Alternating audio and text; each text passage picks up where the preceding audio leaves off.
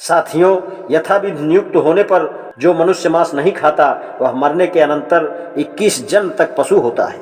यह स्पष्ट है कि मनु ने मांसाहार का निषेध किया। मनु ने गोहत्या का भी निषेध किया। यह मनु से ही सिद्ध है। पहली तो बात यही है कि मनु स्मृति में गौ का उल्लेख केवल उन नियमों की सूची में मिलता है जो मनु के अनुसार स्नातकों के लिए मान्य होने चाहिए। वे नीचे दिए जाते हैं। पहला है, गौ का सूंघा हुआ भोजन एक स्नातक के लिए निषिद्ध है। श्लोक 4:201। जिस रस्सी में बछड़ा बंधा हो उसका लांघना एक स्नातक के लिए निषिद्ध है। 4:38। गो ब्रज में लघुशंका करना स्नातक के लिए निषिद्ध है। श्लोक 4:45। चौथा है, गो की ओर मुंह करके मलमूत्र विसर्जन करना स्नातक के लिए निषिद्ध है। श्लोक 4:48।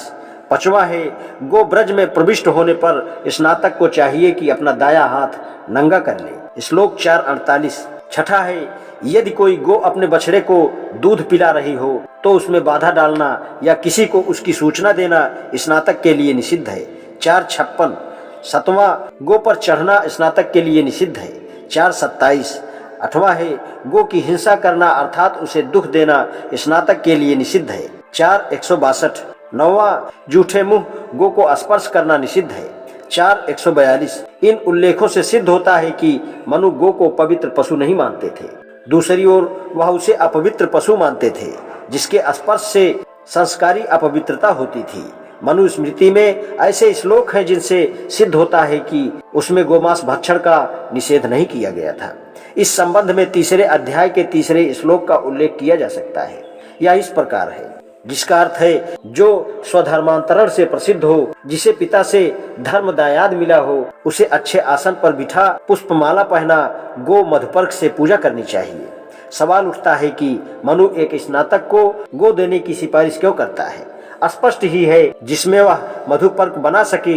यदि ऐसा हो तो इसका वह यही अर्थ है कि मनु को ब्राह्मणों के गोमांस भक्षण का ज्ञान था और वह उन्हें मना नहीं करता था। दूसरे उल्लेख उस चर्चा का है जो मनु ने पशुओं के खाद्य तथा अखाद्य मांस के बारे में की है।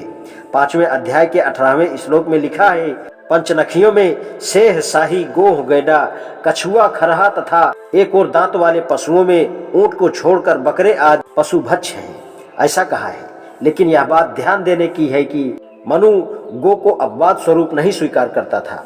इसका स्पष्ट अर्थ है कि मनु को गोमांसाहार में कुछ आपत्ति नहीं थी। मनु ने गो हत्या को एक अपराध नहीं ठहराया। उसकी दृष्टि में पाप कर्म 2 प्रकार के हैं, महान पातक और उपपातक। आज इतना ही, शेष कल। धन्यवाद।